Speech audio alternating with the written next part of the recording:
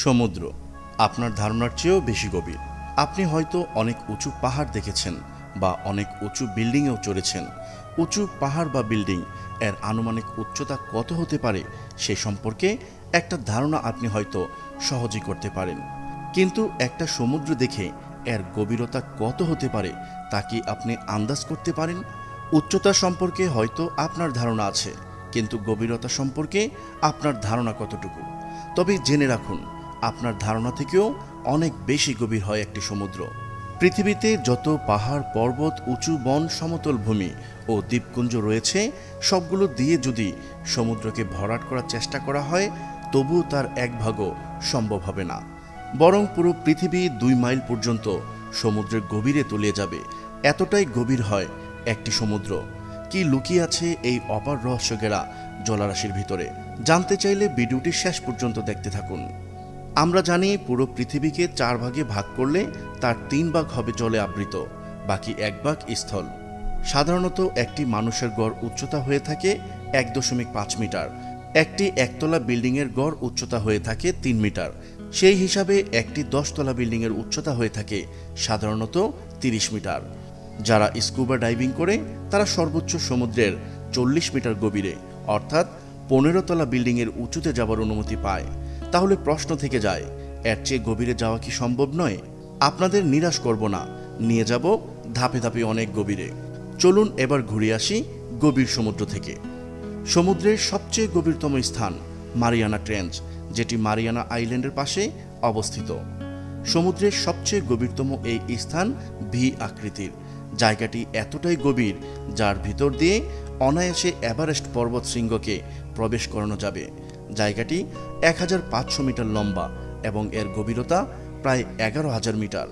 তবে গভীরতার সঠিক পরিমাপ আদৌ হয়েছে কিনা সেটা নিয়ে স্বয়ং বিজ্ঞানীরা সন্দেহ পোষণ করছেন। একটি সমুদ্রের গভীরতা সর্বোচ্চ 11,000 থেকে 15,000 মিটার পর্যন্ত হতে পারে। সাগরের 300 ফুট নিচে গেলে দেখা যাবে নীলতিমি।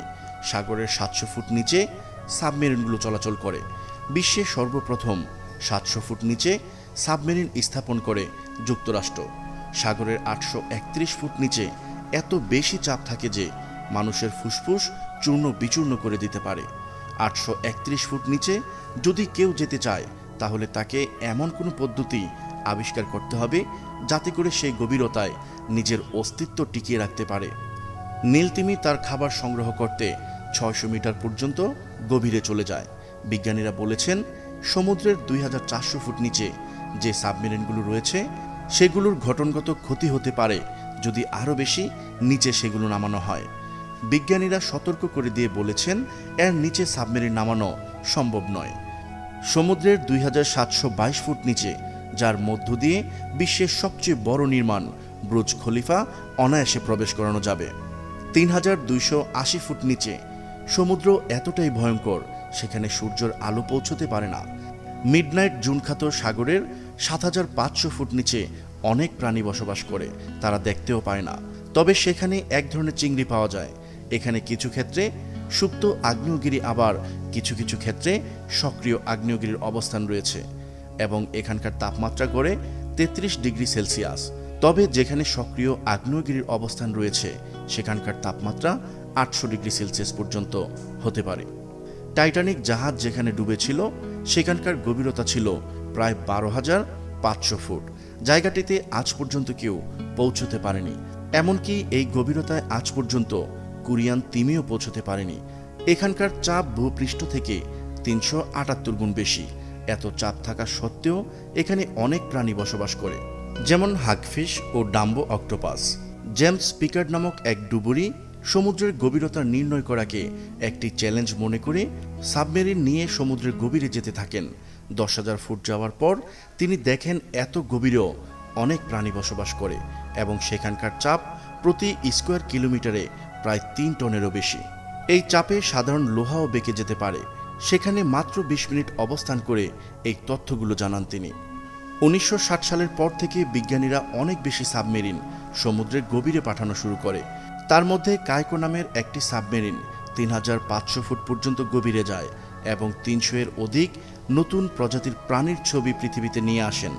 বিজ্ঞানীরা নিশ্চিত করে বলেন, পৃথিবী যেহেতু গোলাকার, সে হিসাবে নিশ্চিতভাবে সমুদ্রের একটি নির্দিষ্ট গভীরতা রয়েছে এবং তারা আরও বলেন সমুদ্রের ভিতরে রয়েছে পৃথিবীর মতো সমতল ভূমি, গভীর খাত এবং কিছু জায়গায় রয়েছে পাহাড় ও পর্বত। প্রিয় দর্শক, আজ এই পর্যন্তই। শুরু থেকে শেষ পর্যন্ত চেষ্টা করেছি গভীর সমুদ্রের সঠিক তথ্য উপস্থাপন করতে। কোথাও কোনো তথ্যগত ভুল কিংবা আপনার পরামর্শ থেকে থাকলে তা কমেন্ট করে জানাতে পারেন।